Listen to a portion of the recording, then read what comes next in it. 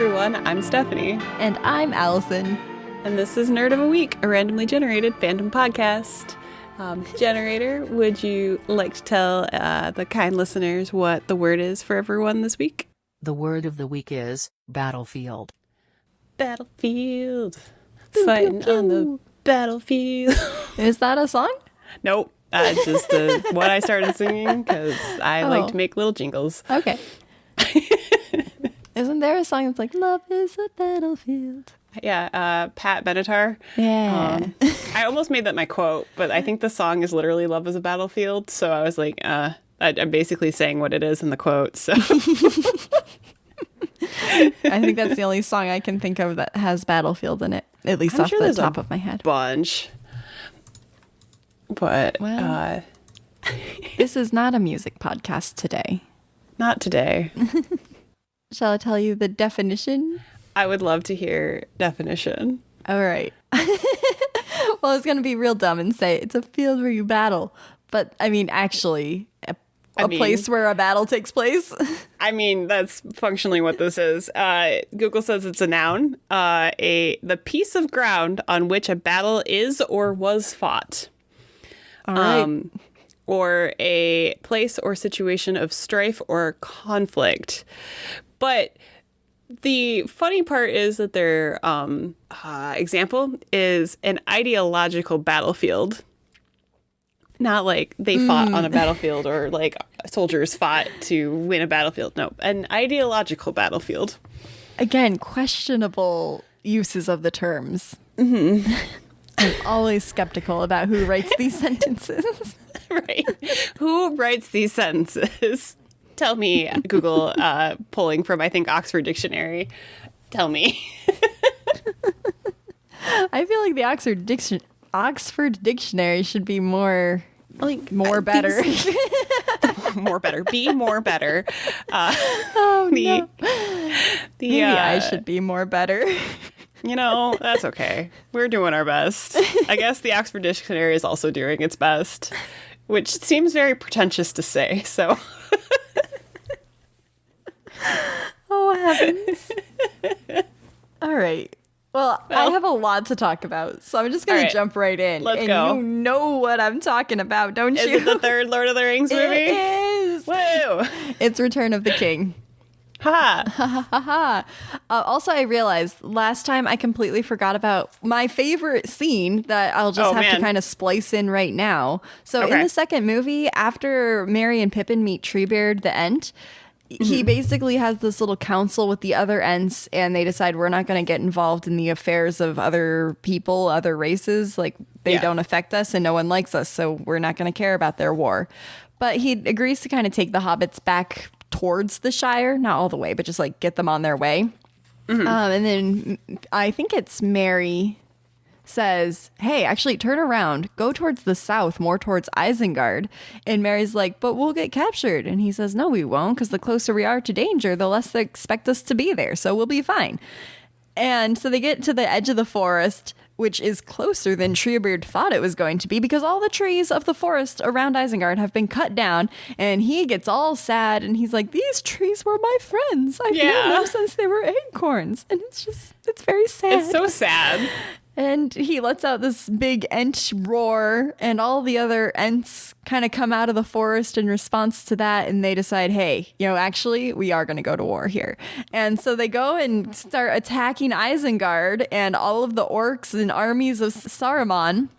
And then they pull down this dam that he had built up with the river and basically flood his entire, it's like this whole underground system of like forges and whatnot. They like flood all of that. So all of the orcs and the equipment and everything is just completely destroyed. So that was like a huge chunk of the enemy army that just gets taken out.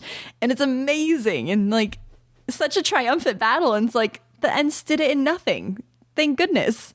So that kind of leads us into the next movie. Slightly. We actually start the third movie with a scene of Schmeagol when he was still in not human form. He was never a human.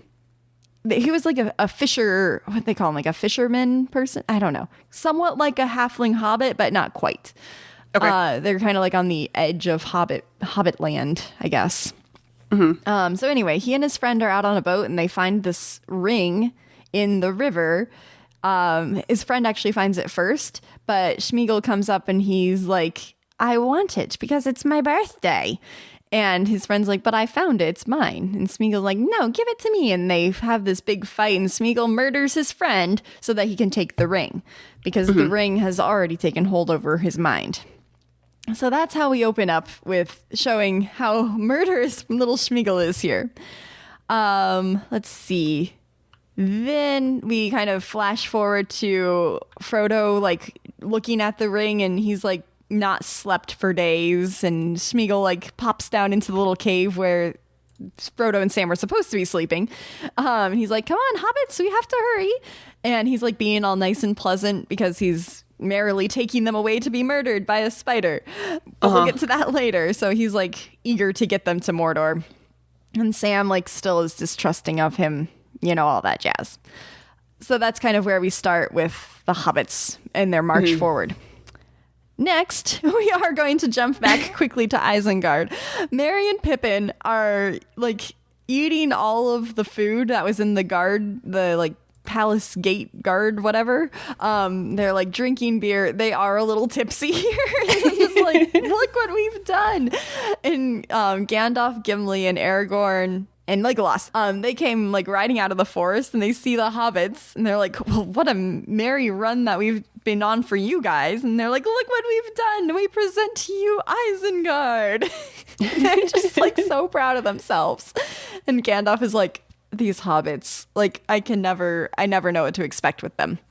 So Gandalf goes in, he's, like, talking with Treebeard and, like, saying, yeah, Saruman, he has no power, just guard him, keep him in the tower, make sure he doesn't leave. And that's the last we see of him. We never see Saruman again in the movie. But however, there is this, like, little seeing ball kind of thing that basically Saruman had been using to communicate with Sauron, and it somehow rolled out of the tower, and Pippin sees it glowing, and he, like, goes and picks it up, and he's like, oh, it's so beautiful. And it kind of has, like, a similar power to the ring where it's, like, a little bit sentient, a little bit like, look at me, like, gaze into me, but it would really be a direct connection to Sauron. Gandalf kind of knows what this seeing glass ball thing is. I forgot what it's called. I'm sorry. The orb that he ponders? Yes. Yes, he ponders the orb. So anyway, Gandalf, like, takes it and, like, wraps it up in a fabric so that no one can look at it. And then everyone rides back to Rohan because that's kind of their home base for now. While they're there, everyone's, like, sleeping, and Pippin wakes up and he wants to see the little orb again. He's, like, so entranced by it. So he sneaks over to Gandalf and, like, it's kind of like Indiana Jones. He, like, takes a round jug kind of thing and, like, does a switcheroo so that Gandalf is holding this jug instead of the orb.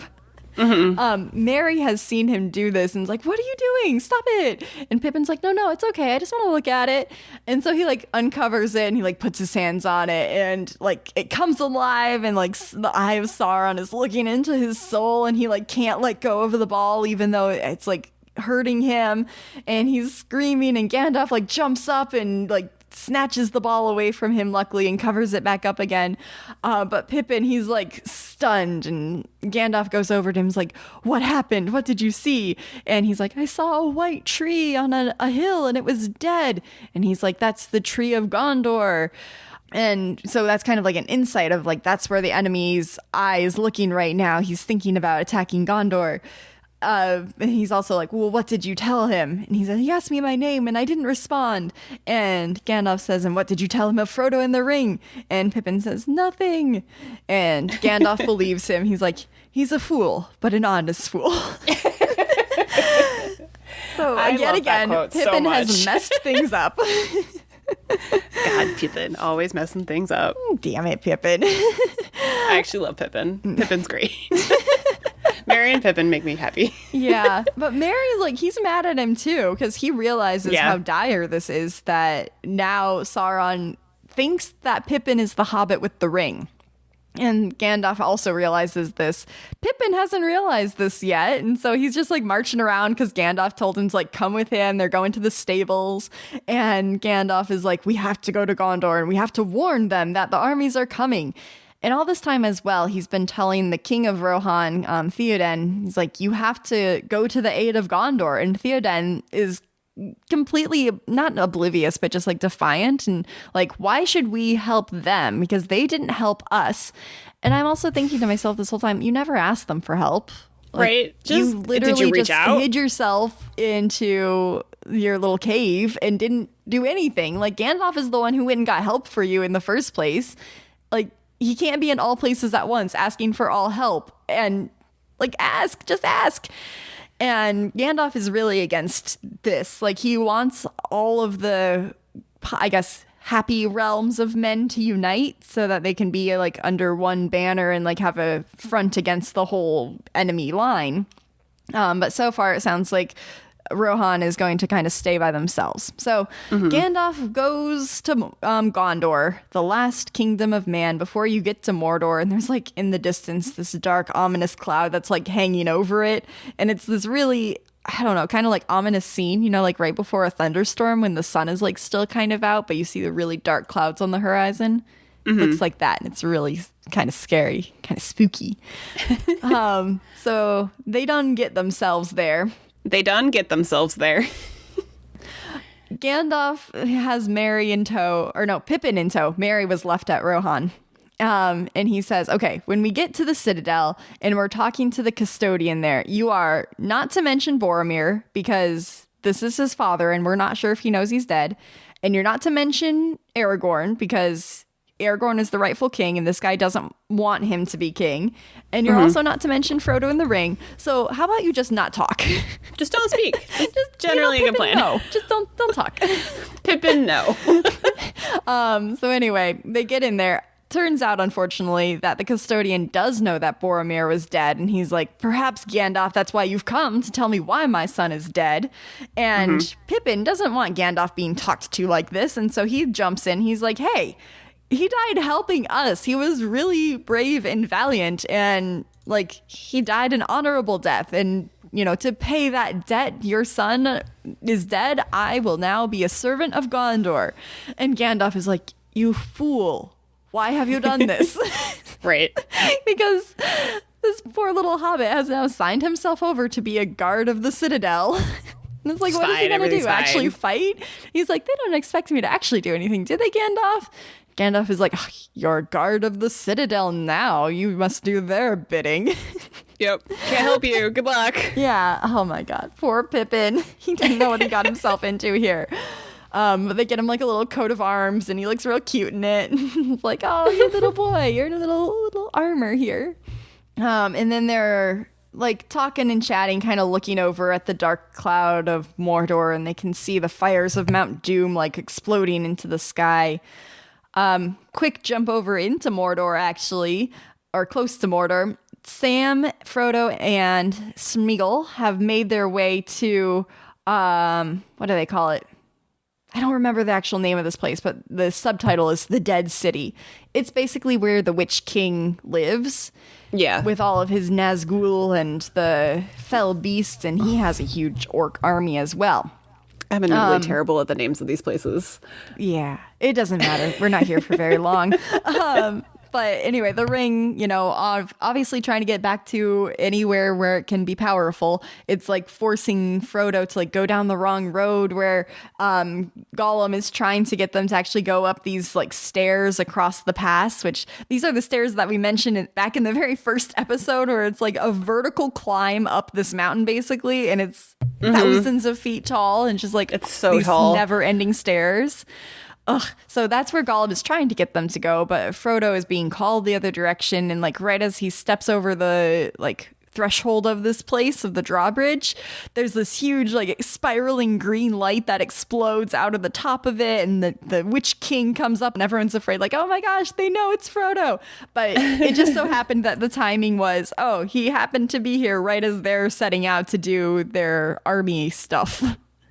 So luckily Gollum and Sam are able to pull Frodo away, and they hide behind a boulder, like literally just a boulder they hide behind, and the whole army and the Nazgul all like go past them and they start climbing up. They weren't detected by the enemy, so hooray. But with that big green flash of light, we flash back to Gandalf and Pippin. They see it too, and everyone is scared. Like, everyone knows, like, oh no, the army is coming. Oh, bother. So Gandalf, yet again, wants the armies of men to be united. And so he's begged the custodian, like, please, just light these. It's like this whole system of, like, pyres?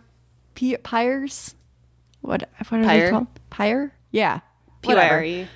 Yeah. There's fire. It's a sequence of fire that goes all across the land, basically. Communication fire. Yeah.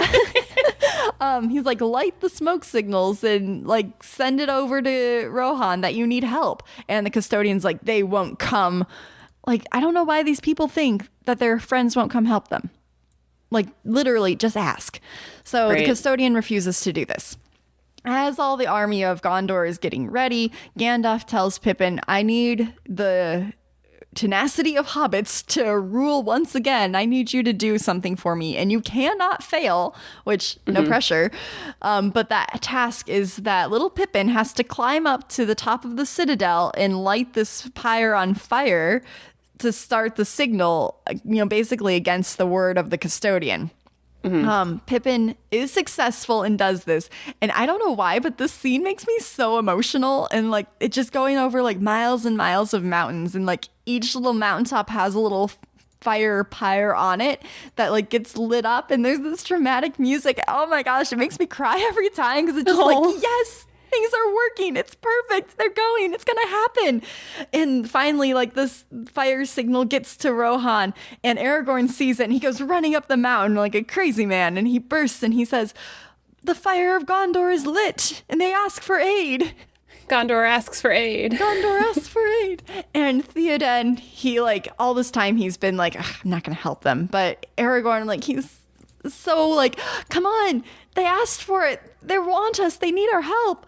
And Theoden's like, and we will answer them. And it's so perfect. And it makes me so happy. It's, I think, one of my favorite scenes. And it's literally just like fires being lit on mountaintops. Oh, it's so good. Fair. It's very dramatic and it's very emotional. So I can see that. So Rohan decides, okay, we're going to round everybody up. They have like this meeting ground. So like they send messages to all of their little cities of like, bring as many riders as you can and we'll meet at this place and then ride over to Gondor in a few days' time. I think they give themselves like 2 or 3 days or something. So everybody from the city goes riding out, including Horse Girl, whose name I cannot recall. Eowyn? Yes, Eowyn, exactly. I said very confidently. Yes, it is Eowyn though. So Eowyn and Merry get to go they're going with the excuse of we're going to see the riders off. At this camp, it's like at the foot of this mountain that making the horses like very uneasy, and Legolas is like, what's going on here? And one of the riders is like, oh, it's this mountain. It brings ill will and no one likes being here. I don't know why they made it their meeting ground then. Like, come on, just pick a different place. Because no one likes being there, so maybe it's safer than other places because the bad guys point. Don't want to go there? Maybe. I don't know. That's always been my thought of like, even the crappy people don't want to be here, so we pick the spot. That makes a lot of sense. Yeah. But there's like this mountain pass that like a canyon that goes through it, and like there's these weird voices that like whisper out of it to Aragorn, and he's like, that sounds like a place that I should go, but he doesn't go there quite yet. Meanwhile, while this is happening, the elves are leaving Rivendell because they don't want to be there anymore. They want to go across the ocean to wherever the elves are going. Like basically all the elves everywhere are evacuating Middle-earth. Arwen? Aragorn's girlfriend. I think it's Arwen. Arwen. I believe so. I hope we're getting these names right. We're probably not. It's okay. Anyway, the elf who's Aragorn's girlfriend, she's also been sent away by her father, Lord Elrond, because, again, he just wants what's best for her. He loves her so much. But she's, like, committed her life to Aragorn. She's actually given up her elf immortality to just, like, be with him, basically. And she sees this vision in her head of the future of like, wait, no, I need to stay with him because we're he's gonna succeed and we're gonna have a family. So she like basically turns around and goes back to Rivendell. Her father's like, why'd you come back? And she's like, because I have to stay here and he's gonna win. And here, take this old sword. It's the sword that had broken back when the first wars were happening, when Sauron's hand had got cut off, basically. But the elves have kept that sword in pieces for a long time. She's like, you have to forge this back, and like we have to remake this sword so that everything can be defeated. So Elrond reforges the sword, and then he himself personally rides it to Rohan to give to Aragorn. And he tells Aragorn that Arwen is dying. I don't quite know what that's all about, and I think it's more explained in the extended series or extended edition. So if you know, tweet at us. Tell me what I'm missing. Yeah, let us know. It's probably a lot. Yeah, there's probably some huge complex thing there, but basically she's dying unless he succeeds. So no pressure again. None. Lord Elrond also says, like, you're not going to have enough people here. You need more armies. And the only way you're going to get them is if you go into the Dead Hills here, which is the passageway through the mountains, and you have to go seek out the army of the dead. Now, who these people are? Again, back during like the first wars when all these were happening, it was a bunch of people who had like originally committed themselves to the King of Men, who was Aragorn's like great grandfather, whoever. But then they had like turned their back on him, and so when they died, they couldn't actually be like sent off to the afterlife. They've stayed around as ghosts because they didn't fulfill their promises. And so until they're able to fulfill their promise to the King of Gondor, they must stay as zombie ghosts hidden in the mountains forever. So he basically goes there. This is really funny. He's trying to sneak away on his own because he doesn't want to subject anyone else to that. And here's a scene where I really, it's very toxic and I really hate it. So Eowyn, the horse girl, she kind of catches him sneaking off and she's like, why are you doing this? We need you here. And he's just like, I have to go. And like, why couldn't he tell her, I have to go get more people for us? Or like, I'll be back, don't worry. He just like leaves and doesn't tell her why. I'm like, why are you not telling her? Come on.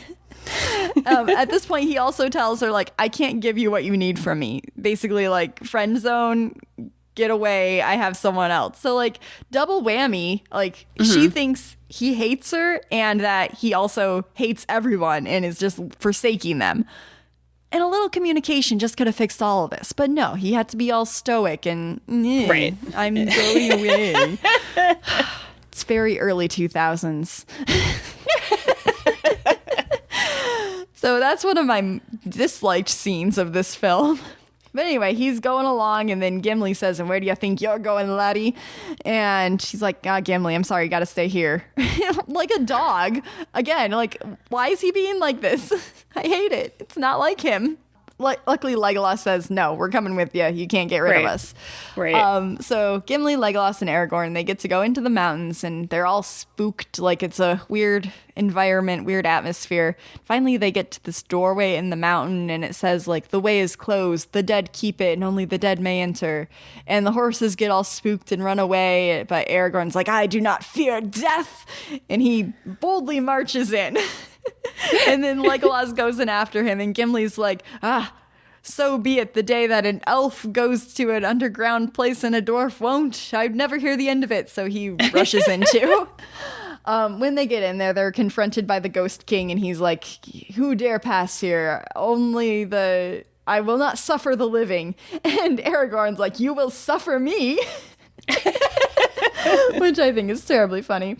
And the king still doesn't know who he is, and he's like, I will only answer to the King of Gondor. And then like he comes swooping at him with his ghostly blade, but Aragorn has the old king's blade now, and he swings at it and it actually like makes contact, whereas any other weapon would have just gone right through it. And the Ghost King's like, you are the true king. Of course we'll listen to you. Hooray. And Aragorn promises, like, I'll mark your oath as fulfilled if you come help me. So there he goes. We have, like, literally thousands of dead ghosts that are now on their side. So hooray for them. Meanwhile, we're back on the battlefield. Literally the battlefield. It's this huge expanse of land in front of Gondor, where basically the orcs have assembled, and it looks like millions of them. There's way too many, and there's no way that just the kingdom of Gondor in their one little city, Minas Tirith, alone can possibly hold them off. Right. They're doing their best. They have like catapults and like archers who are really good, and like they're trying, but then like there's just so many orcs and trolls and men on elephants, and it's just way too much for them to hold off. Also, kind of in one of the outskirts, Faramir, the other son of the king of Gondor, was overtaken and almost killed. Not quite, though. He's brought up into the tower, and basically the custodian has gone insane, and he's like, oh, Faramir is dead, and Pippin's literally like, no, he's still breathing, like, let's get him to the hospital. And he's like, no, he's dead, we must burn him on a funeral pyre. So he takes his son Faramir and himself into like the catacombs of the kings, and they're like gonna light everyone on fire in there, basically like this huge mass sacrifice. And Pippin's just like, no, this can't happen. Runs to find Gandalf and like tells him what's happening. He's like, Faramir's alive, but they're gonna burn him alive, and you have to help us save him. And Gandalf is like, oh, Pippin, thanks for letting me know. So again, Pippin's actually proving his worth here. So they run up there. Luckily, they're able to save Faramir, but right then, like the fire catches onto the custodian. He wears this ridiculous fur cape, and it's very flammable. And so he catches on fire, and he goes rushing out of the catacomb. The citadel is like on the top of the hill, and he goes running off of the edge of it and basically falls to his death while on fire. Right as that happens, all of the Rohan riders come over the hillside and like start fighting. And it's like, look, they did come to your aid. You could have just asked all this time. Right. But oh well, whatever. Gandalf has basically taken over the command of the armies right now, so it's covered. We didn't need the custodian guy anyway. And Faramir is taken to safety to be tended to. Also, the orcs were expecting not a gang, but like a bunch of pirates to be coming to their aid as well. And so they've been waiting around, and finally these ships show up, and they're yelling at them like, it took you long, you sea scum. And then Legolas, Gimli, and Aragorn jump out of the ships, and the orcs are like, huh? What? What's this? And Gimli's like, there's plenty enough for the three of us. And then they rush forward, and all of the ghosts materialize behind them out of the pirate ships. And it's just so many of them. It's such a cool scene. I love it so much. The ghost army is like my favorite part of all of the battle here. Like there's just so many of them, and they can't be killed again. So like they're an undefeatable weapon. It's perfect. So they basically like kill all these orcs, and Legolas, Aragorn, and Gimli like make it through onto the front lines of battle, and Legolas like does some parkour on some elephants and kills them and the men that were on them, and it's really cool. Parkour. And he and Gimli are still doing their thing of like who can kill more people. So like as Aragorn or Legolas is shooting, he's like 13, 14, 15. And Gimli's like swinging his axe and counting as well. And then when Legolas takes down the elephant, Gimli's like, well, it's still just one. It only counts as one. And then in the background of all of this, like the ghosts are just like streaming through, just like killing any orc in their path. And then like eventually they like infiltrate into the city, and like there's this ghostly green light that just glows from it. And then the battle's ended. Like the ghost army won. It is perfect. Yay. I guess, oh gosh, I missed a huge big part of this too. The Witch King had come down with all of these guys as well. And also, Éowyn had stolen away. She disguised herself as a man, Mulan style, to fight with the Rohans. And she also brought Merry with her, even though he was told he should not come to battle. But she says, no, we both have things to fight for. We're both going into battle. So there they go. Theoden is like being attacked by the Witch King, and Mary and Éowyn are able to kind of stave off the Witch King, distract him away from Theoden. But Theoden is badly injured, unfortunately. The Witch King grabs Éowyn by the neck, and right as he's about to like strangle her, Mary, stabs him like in the Achilles heel so that he drops her, and he's like, no man can kill me, and she takes off her helmet and says, I am no man, and stabs him in, it's not the face, it's just like the dark abyss of his helmet, the void that is his face. Yes. And whatever blade she had worked, and also the fact that I guess she was not a man. And basically his helmet like crunches in on itself, and it dies. Perfect. So now Witch King is dead. Hooray. Hooray. And Theoden's like, thank you. You're wonderful. You saved my life. I'm so indebted to you. You should take over ruling, I think. I think that's what he says. Something like that. Something like that. And then after the ghost people had like killed all of the orcs, Pippin comes running out of the citadel with Gandalf, and he finds Mary, and Mary's like not looking good, and they're like, no, don't worry, we're gonna take care of you, and it's fine, they all survive, it's good. However, they're like, we defeated them here, but now Sauron is gonna be like looking actively for Frodo. Like, we have to save him somehow still. We have to give him some sort of chance. And they're like, we have to like go march on Mordor and just like distract the enemy. So that's their big plan. Like they assume they're all going to die basically. So they march to Mordor. Meanwhile, in Mordor, Gollum has led Sam and Frodo up the stairs and into these tunnels where there's this huge big spider whose name is... Shelob? Yeah, Shelob. Shelob. Yes. So Shelob is this huge, giant, terrifying spider that has made her home in the mountains of Mordor. Gollum, like, first off, he's scared Sam away finally, basically by having Frodo completely turn against him, because he whispers in his ear, like, soon the fat hobbit will ask you for the ring, and then you'll know that he's out to get you.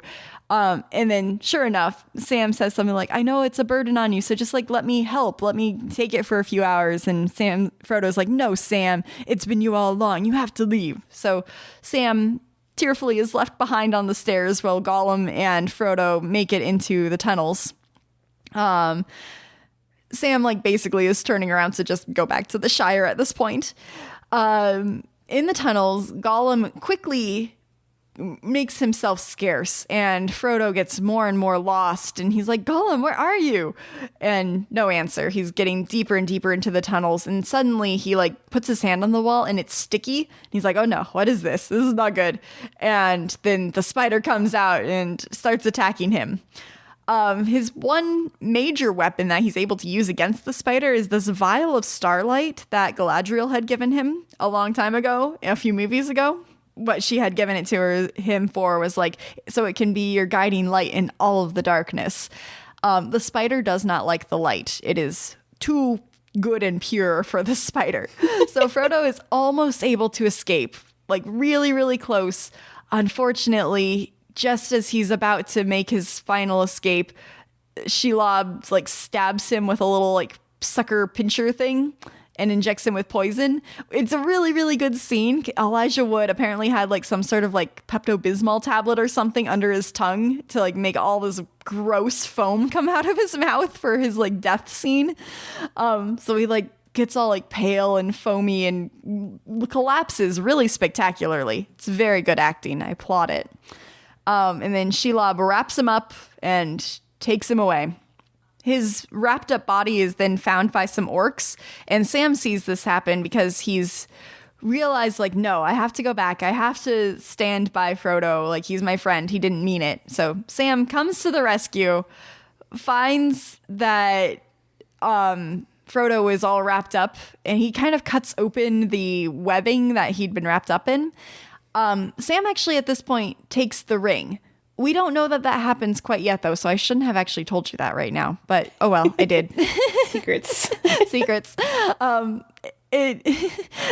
some orcs come up here. They're like doing just some guard patrol kind of stuff. And they're like, hey, look, it's another one of our victims. Let's take him up and we'll torture him later. Like, just orc things. Just orc things. Just orc things.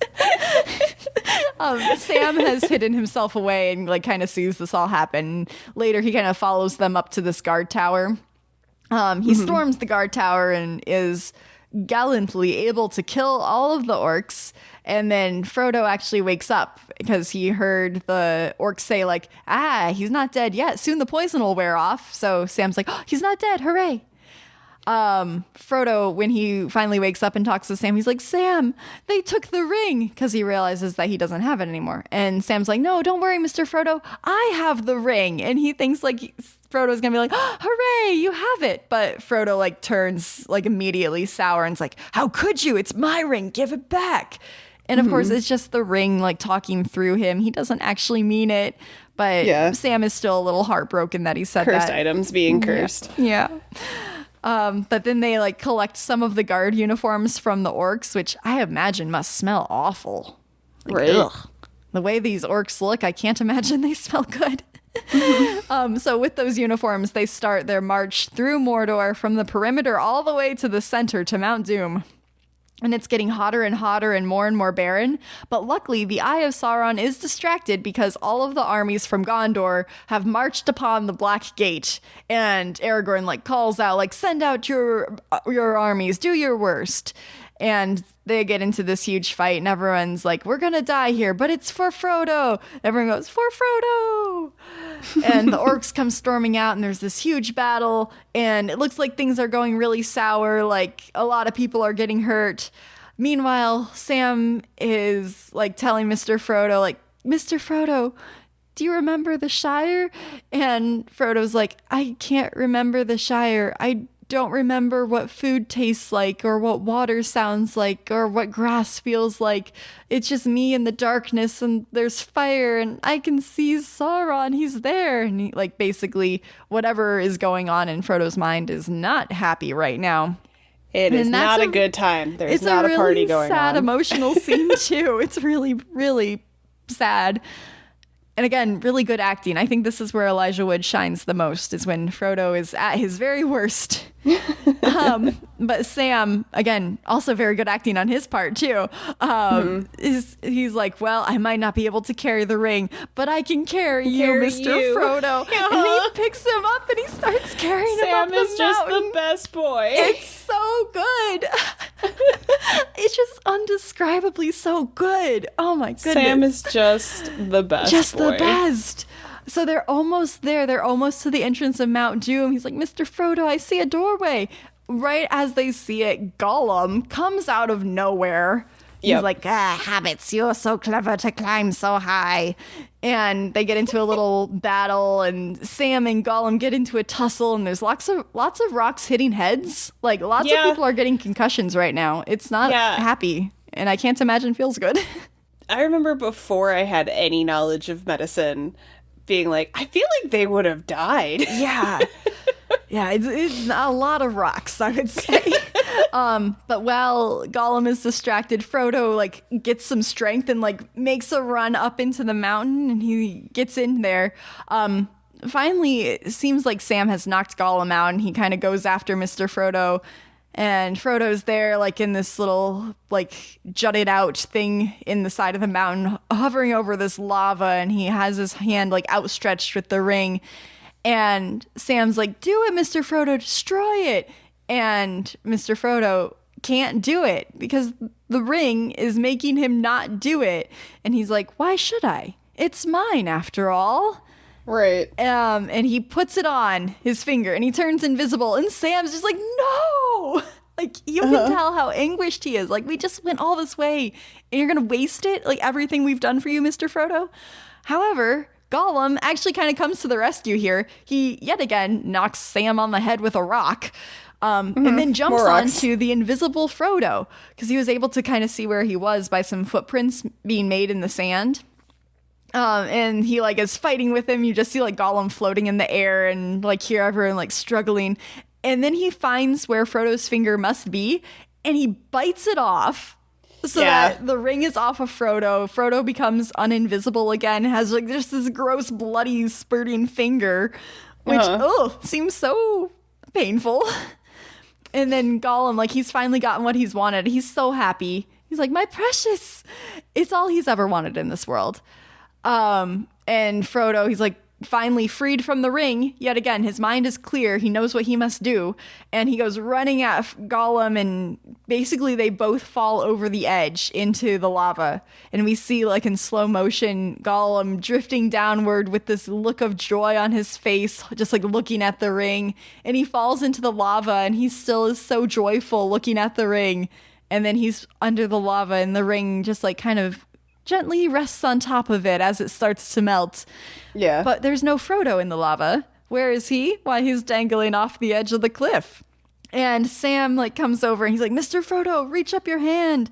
And Frodo's, like, really weak and he can't get his hand up there high enough. And Sam just, like, encouraging him. And finally, they're able to make it. And Frodo is saved.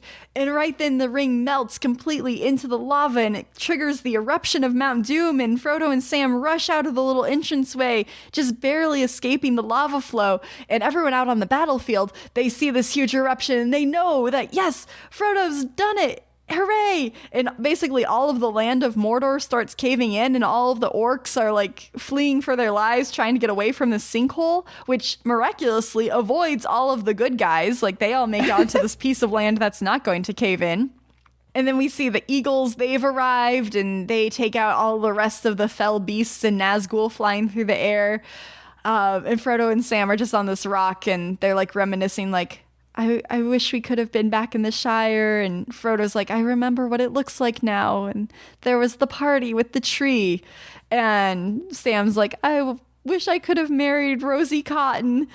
And then he and Frodo are just like, I'm glad I'm here with you. And it's just so touching again. Like, yes, good bros. They did a good job. But now, unfortunately, they are going to die. But they don't, because the eagles come and pick them up and take them back. And then there's like a time jump. We end up in Rivendell, and Frodo finally awakes after however long it's been. And he's, you know, a little worse for wear, but finally all healed. And then there's like this cheesy scene of like everyone walking into his bedroom. Like, first there's Gandalf, and then the hobbits all come in, and then Legolas and Aragorn and Gimli, and like everyone's just so happy to see everyone. It's just a good reunion. And then just kind of like some quick final wrap-ups. Aragorn is crowned king, and he gets to marry Arwen. And I guess she lived from whatever she was dying of. Which, again, listeners, tweet at us, because I don't know what's going on there. And during the coronation, like, the hobbits are there, and everyone else had been bowing to Aragorn, and the hobbits start to, and he's like, no. Everyone bows to you. You bow to no one, hobbits. You bow to no one. Yes, because you done saved everyone. I cried when everyone bowed to the hobbits. Yeah, and they're just like, they're like these tiny little people. Like, oh, they're so small, and they did so much. It's so good.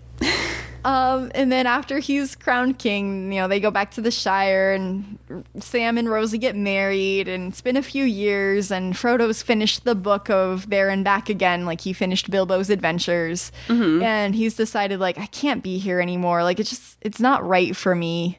I'm going to go back to Rivendell, collect Bilbo, and then we're gonna go across the ocean with the elves. And like, they're the only two people who have been invited by the elves to go with them. And while they're in the carriage, Bilbo like says to Frodo, like, I wonder if you still have that old ring of mine. I would have liked to see it again. Like, what is so wrong with his mind that he still thinks of the ring? I don't know. I mean, a very powerful corrupting item probably like lives in your brain rent free for the rest of your life. Probably. But they get on the boat with the elves, and they get to go on away to the Shining Shores, I think it is. I don't know. Afterlife. I hope not. I hope they're still alive. I think they like die. Like, they're going to go back to like the wilds or whatever, but I think it's them like functionally dying, not like actually like dead, but they can't come back to the mortal realm anymore. I see. They're going to like a different realm completely. Yeah. So it's like a symbolic dying. Okay. Well, Sam and Merry and Pippin had seen Frodo off, and then they go on back to the Shire and then have to live their the rest of happy their hobbit lives and that's that. with PTSD. But probably not as much as Frodo had. Valid. Very valid. Yeah. But moral of the story, Sam is best boy. Sam is best boy. This was the best movie of the three of them. Agreed. Yeah. Woo. I'm sorry, I tried to make that concise. It still was not. I mean, shoving a 3-hour movie into a plot synopsis is, pretty impressive. And that's Also, I hope there were a few hot takes in there. maybe one or two. So anyway, let's quickly move on. What's next? I have a quote for you. All right. Okay. It is two people talking to each other. I want to ask you, do you think love can bloom even on a battlefield? Yeah, I do. I think at any time, any place, people can fall in love with each other. But if you love someone, you have to be able to protect them. Wow. That's good. Mm-hmm. I don't know if I know where it's from, but I'll think about it. It's an unusual source. Okay. Courtesy of my husband, because he was very excited to contribute to this quote. So thanks, Eric. Okay. Okay, I'll try and think of what Eric might be into. All right. Well, tell me about your thing. All right. So, prefacing this with it's going to be a hot mess because I vaguely remember this, but also it was the thing that stuck in my brain. And I also love the Super Smash Brothers series. Oh, okay. So, if you are a millennial or have been alive since Nintendo existed, you've probably heard of Super Smash Brothers. I don't know if you've ever played it. There's me? Me personally? Yes, you personally. I don't know. Maybe. Okay. It was a very common game because it's a lot of couch co-op. There's a bunch in the series, but it's basically all the head honchos, head frontrunners of Nintendo thrown into a all-out brawl with each other. Wait, then yes, I have played this. Yeah. Because if it's not Mario Kart, it's this, right? Yeah. Usually if people aren't playing that, they're playing this. There was Super Smash Brothers Melee, Super Smash Brothers, and then Brawl came out in 2008, which was the one I played the most of. And so you can play as like Pikachu, Link, Wario, Kirby, Mario, Samus. I definitely have played this because I like playing as Kirby whenever I have the chance to. I like that he noms people and spits them back out, but takes their souls. Yeah, exactly. Yeah. So it was very fun, just like easy to put on. Play tournaments with friends, sit on the couch, play video games together kind of game. And Kirby was one of my favorites too because I was that jerk who sat on the edge of the map and then like sucked people up and then like jumped off because Kirby had so many jumps that he could get back, but other people didn't have super great jumps. And so I think generally was an overwhelming success. Like they have always have done really well. I think Super Smash Brothers Ultimate is the newest one out. I could be lying. I think it's Ultimate.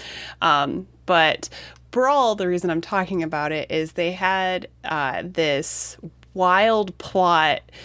So the first couple were just basically like set up like they were toys in a kid's chest, and then kind of Toy Story-esque, where when the kid was away, they would like have little battles, and like all of the arenas were like either settings from that character. So like The Legend of Zelda, it would be like Hyrule Castle or something, and they would fight, but it was like imagination for whatever reason. I did not realize that's what it was supposed to be. Yeah. The original Super Smash Brothers, like set it up so the intro sequence before like the main title menu was like a toy chest opening up, and then like a couple of toys would jump up onto the table, and then they'd like turn into the characters, and then they were fighting. Oh. So right, cool. I always thought that was cute, and it gave me like Toy Story vibes, and I'm like, oh, it's just like Toy Story for Nintendo. But Super Smash Bros. Brawl went super hard into having like a story mode.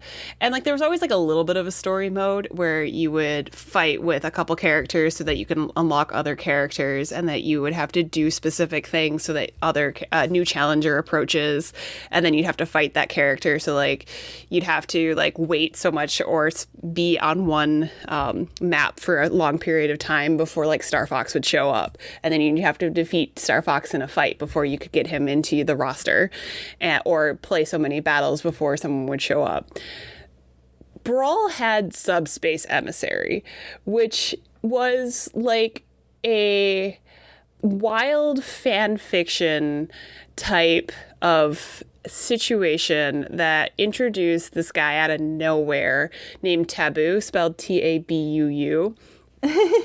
And he was the embodiment of subspace, air quotes, unclear, and which was like the realm of empty darkness. And he wanted to destroy the world of trophies, which I guess is now what we call the Super Smash Brothers world.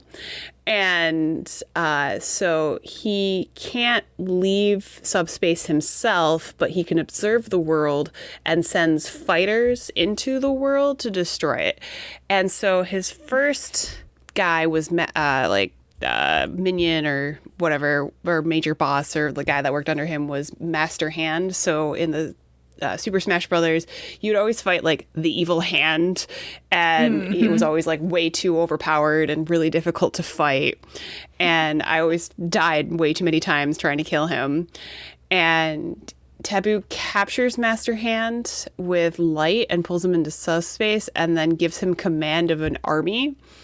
And then he grabs Mr. Game & Watch and creates a limitless amount of these things called like shadow bugs, and sends them out into the world. And so you kind of get like a vague plot where this weird guy who we've never heard of and never hear of again after this plot go through, and like basically is just like a way to have like a long story that connects all of the characters. And so we open up in chapter 1 with Mario and Kirby fighting each other. And like each section, each fight, you were playing as, and you would play through like as Mario or as Kirby or as whoever. And then you'd have to play their route and then play the other route. And that's how you unlocked characters through this. And Mario and Kirby are in a fight, and Peach and Zelda are in attendance, and I think Pit is like watching from a magical fountain off in who knows what region he exists in. I don't really know Pit and his whole nonsense, but he's like Pit? He's like an angel type character. Okay, I know who you're talking about. Yeah, and he shoots an arrow. I think he's from like Kid Icarus or something. But he's the one with the wings that like flaps up and shoots arrows at you, that he can control the arrow. And so then they are fighting each other. And when whoever you're playing as, so like if you're playing as Kirby or Mario, if you defeated the other, the loser becomes the trophy form. So like the toy that you used to like see in the original games. And then you're supposed to revive them for good sportsmanship. So like you die, but not like permadeath. You just have to be revived. So while this is happening, there's an ominous noise that like fills the stadium, and then like the sky is filled with red clouds, and then we get like zoom ins on everybody, and the Hellbird, who is one of like this like big ship that I think Mennonite pilots. This pulls from a lot of genres, so like I'm not the most top of everything here, but okay. Halberd shows up and like drops these like shadow bugs all over, and then the subspace army troops, and then Peach and Zelda join Mario and Kirby as they try to fight off the invaders, and you have to go through and defeat them, and then there's a bomb ticking somewhere that you have to find and stop, but because Mario or Kirby gets pulled away from the like fight that's happening, Peach and Zelda get kidnapped, because you know that's what happens to them in any game anyway, and they're held in cages. And then Kirby is left behind to fight Petey. I think it was Petey. What are these names? Some of them I don't even remember who they were. I just know that they were like villains or like kind of villains in other video games. And so then Kirby or Mario can choose to save one of the princesses, but not both. So you have to choose between Peach and Zelda. And then... How could you pick? I always picked Zelda because Legend of Zelda was my favorite. And I wasn't really a Mario stan, but you eventually save the other one. So it's okay. Okay. But this is one of those games where like choices kind of matter because it like makes the story. There's like so many outcomes that happen and like slightly different cutscenes. This went hard. This went super hard into like making a bunch of routes and like proving that you could, and then still having it end concisely. So then I think it's Wario who shows up out of nowhere, question mark. A lot of people just kind of show up out of nowhere or get drop shipped in, like, as the plot demands. And he is pointing his dark cannon at Kirby with, for me, it was Zelda. And he notices the other cage that has the other characters. So for me, that was Peach, but without being able to evade. So then Wario, instead of firing on you, turns to Peach and then turns Peach into a trophy. So that's like the first time you see like what the plan is to like turn everyone into trophies and then not revive them. So then it is really a permadeath situation. And so then Kirby and Zelda start chasing, but then Kirby notices that the MacGuffin bomb is about to explode. So he summons his Warp Star to get them away from the stadium before the whole stadium is engulfed in the subspace universe situation. Meanwhile, Pitt watched all this happen from Sky up in the clouds. And he gets his bow and then starts like trying to find the halberd to fight off a bunch of the shadow bugs, and then travels with Mario to he comes across Mario because Mario, for me, got like sent off into like the distance, like Team Rocket blasting off again style, where he got turned into a trophy but not collected as a trophy. So Pitt's able to revive him, and then you get Mario added to your team.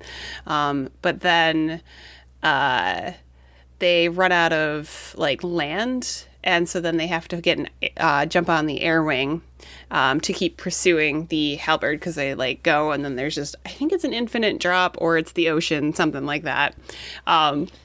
And so then they go and try to get to the halberd so that they can rescue Peach or Zelda. And that's the first chapter. And it just... Oh my goodness. It's so convoluted. Yeah. And it keeps going. And there are like 10 of these chapters where we slowly introduce more and more characters, and I'm not gonna nitpick. So how did I get through life being forced to play this game on occasion and not know any of the plot? Because the people who you probably played with probably played Subspace Emissary to get all the characters, and then once you've done it, you're done with that, the story mode, and then you go play the Battle Royale section, and that's usually what people do for couch co-op. Okay. Because you can couch co-op through Subspace Emissary once you have 2 characters unlocked, but it's so wild and convoluted that I honestly don't know how many people play through it anymore. And then I think with Ultimate out, I don't know that Ultimate has as wild of a just storyline that Brawl did. I think they were trying something and then they just did everything instead of trying nothing. I see. So yeah, there's a solid 10 chapters. Like, it's a decent amount of gameplay. Like, this is actual hours of gameplay that go on forever and ever about trying to rescue every single person in the lineup. The jump into the end, because I feel like that's more of a productive conversation. You get to I think because this is the one where they teased Sonic the Hedgehog. Like Sonic was going to be, this is the first time he was going to be introduced in Brawl. Because one of the things for Super Smash Brothers beforehand was that it had always been Nintendo games and it hadn't been Sega or anything else. So Sonic was the one that was going to like break through into this and be like the first like major crossover. Did Nintendo like acquire the rights for him, or how did that happen? I think, I don't know how it actually happens, but I think like it was like a crossover game, so Sega got a little bit of money by letting them use their IP, and being included in like Super Smash Brothers Brawl was going to help boost them. This came out at a time where Sonic the Hedgehog was struggling super hard. And so, because I think this was like a Sonic and the Black Knight and like the cursed chapters and the one where he becomes a werewolf, and because they didn't know what to do with the Sonic IP. There's a whole book, I can't think of the name of it off the top of my head right now, but it basically describes the rise and fall of Sega and Sonic, and Sega really didn't know what to do with it because they had this winning formula, and then they just like tried to make him super edgy and it just didn't work. So this game helped pull Sonic back into the forefront, and Sega doesn't like to let Sonic die. They like to keep introducing new games and seeing what happens. So they're like, sure, why not? Because I think Sonic got a crossover with Mario in like a tennis game or some kind of Wii Sports game or some sort of sporty game. Mm-hmm. This was, I think, kind of the beginning of everything where we're going to start having Mario and Sonic crossovers, because Nintendo was the one who won the console wars in the long run. And that's the name of the book, Console Wars. And Sonic ultimately failed, but just kept trudging along because he's such an iconic video game character from the 90s and 2000s. But Sonic shows up and towards the end and helps defeat Taboo.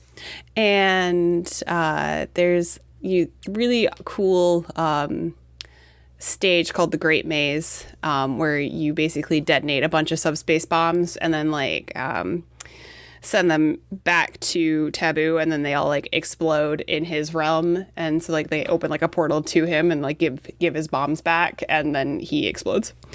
And there's a cool like scene right at the end with like all of the characters who would work together, even like the villains and stuff like that, because you've got like Bowser and Donkey Kong and Ganondorf and those kind of characters who work together to save the trophies and Trophy Land from being exploded by subspace Taboo. All just one big happy family. All just one big happy family. And then immediately go back to fighting each other in a tournament royale situation. But yeah, so it's a hot mess. And there's web pages dedicated to the amount of plot holes that are in this story. I would imagine there's a lot.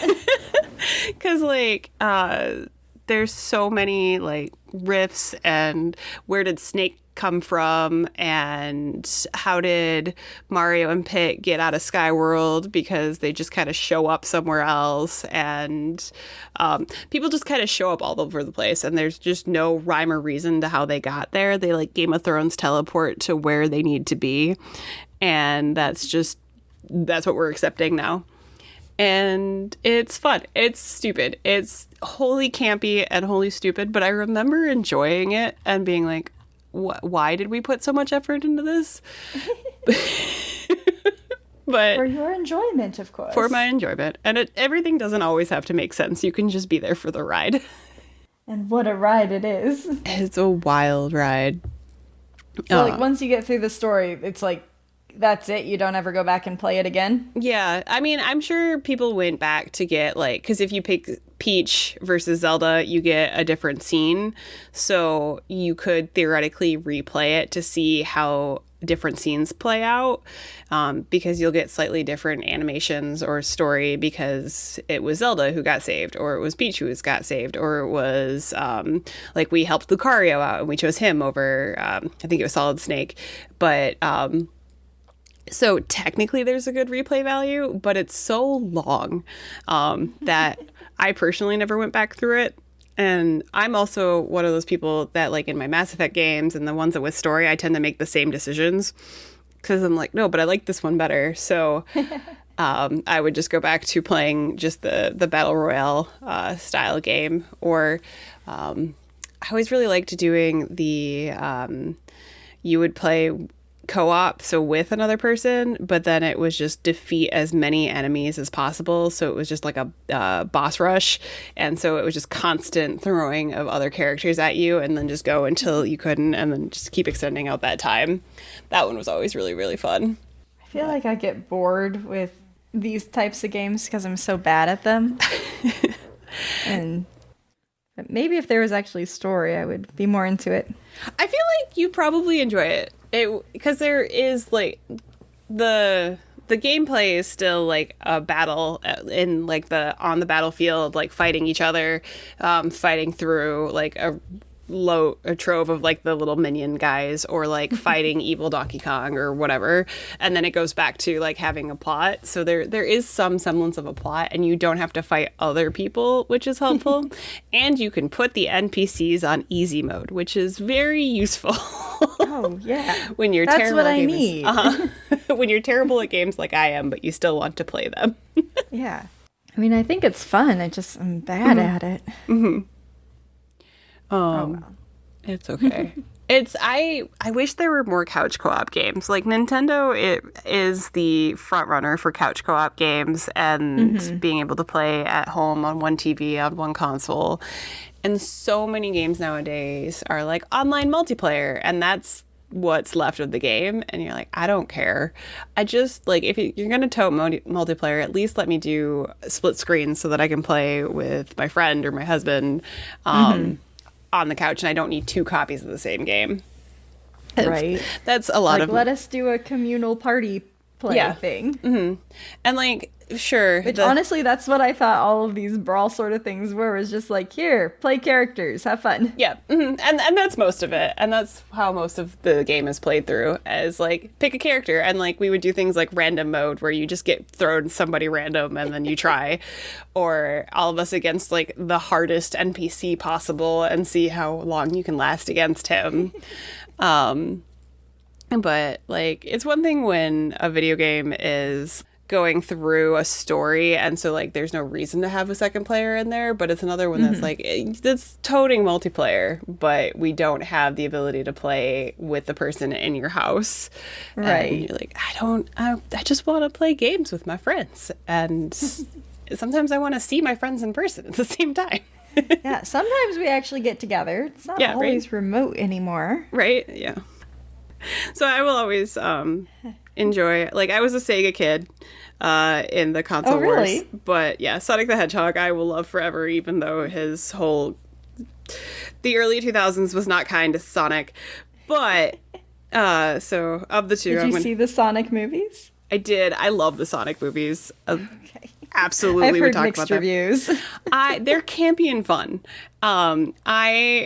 They know what Is they're Chris doing. Pratt in them? It is. And then it's oh god, Jim Carrey is playing Robotnik. So good. It's so ridiculous. I ship him and his assistant, because they're always like over the top ridiculous, and his evil assistant always knows exactly how he takes his latte. And I'm like, why do I ship these 2 characters? It's super cute. I don't know who you're talking about, but it sounds cute. It is really cute. But yeah, so like, you know, I was never really a Nintendo kid growing up, but as I got older with like Legend of Zelda and things like that, I've been more and more into it. And Nintendo understands their audience and what they want, and they are the ones who continuously offer like couch co-op games. So I will support Nintendo. Though I will not see the movie. I refuse to see the new Mario movie because Why? Doesn't that have Chris Pratt in it does too? have Chris Pratt in it, but he's not using a Mario voice. He's just Chris Pratt. Wouldn't that be a bit annoying? Yes, but and that's or the offensive? point. Maybe. I don't know. I I feel like they could have at least attempted to do something with it instead of just Chris Pratt speaking and not changing his voice at all. Though Jack Black is playing Bowser, so I might actually watch his it. Voice acting. Mm-hmm. Maybe we should watch it and just like have fun with it, and maybe we can talk about it on the podcast. Yeah, that's true. Watch it together. Movies. Oh my gosh! What if we did a live recording of it together? Just reacting to the movies together. Yeah. Oh, that'd be fun. We'll think about those thoughts. We'll think about these thoughts. And you can think about these thoughts and tell us how you'd feel about it by shooting us a message on Twitter or YouTube or Facebook using the hashtag Nerd of the Week or @OTWP. Love to hear from you. We would love it. All right. Would you like my quote again? Yes, I would, please. Okay. I want to ask you, do you think love can bloom on the battlefield? Or love can bloom even on the battlefield? Yeah, I do. I think anytime, any place, people can fall in love with each other. But if you love someone, you have to be able to protect them. Oh my gosh, I don't know. Okay. Is it it's a Star video game. Wars? No. Oh, it's a video. Okay, It's a video game. So it's from Metal Gear Solid, which follows Solid Snake, who I partially also approved of this choice because I knew I was bringing Super Smash Brothers, and Snake is one of the characters that gets put in Smash Brothers. So I was like, this works out perfect. It's okay. It's from the 1998 Metal Gear Solid, and it is Otakon talking to Solid Snake, and it's in the, I don't know if you've ever seen like the memes for Snake where it's like the green like communication, and there's like a little picture of Snake talking and a little picture of whoever he's talking to talking, and then they like just having like an offhand conversation. No, I've not seen that. It's an old classic video game. Eric loves it, so it sounds charming. I mean, is there actually a love story in it? I think so. It's mostly like a spy going through some wild nonsense. That's what I thought. Yeah, it's more of like a go through World War soldier situation, but like the plots. So I've heard. I'm not a big Metal Gear Solid like know-it-all out of anything, but the plots are actually fairly decent, and there's always like a big major theme with some like weird or like wild plot twists that no one expects. Hideo Kojima is known for just his like off the wall villains and plots and stories. So like his characters are much deeper than you expect when you start a game that you're like, oh, this is going to be like another Call of Duty situation. No, it's more than that. You always surprise me with video games because there's always more to them than I think there is. Mm-hmm. The media has made me believe that they're just a bunch of point and shoot nonsense. Mm-hmm. They are wonderful and amazing forms of storytelling, and I will stand video games for my entire life. I think this has gone on long enough. All right, we are at the end of the podcast. Generator, please round us out by letting us know what the next word's going to be. The next word is beneficiary. It's an interesting one. Yeah, for sure. I have a couple of thoughts right off the gate, so I'm excited to talk about it. I might have to look up a definition of beneficiary first to make sure things I'm thinking about would actually fit it. That's fair. So I might be going into next time with a definition already in mind. Heck yeah. I think that's the end of the podcast. Thanks for listening. And if you enjoyed or got even a little bit of a sensible chuckle out of us, please share with a friend so that we can continue to grow as a podcast. And I think that's everything. As always, I've been Stephanie. And I've been Allison. And remember, this is still not a pyramid scheme. Nope. Okay, bye. Okay, bye. Nope, she says ominously.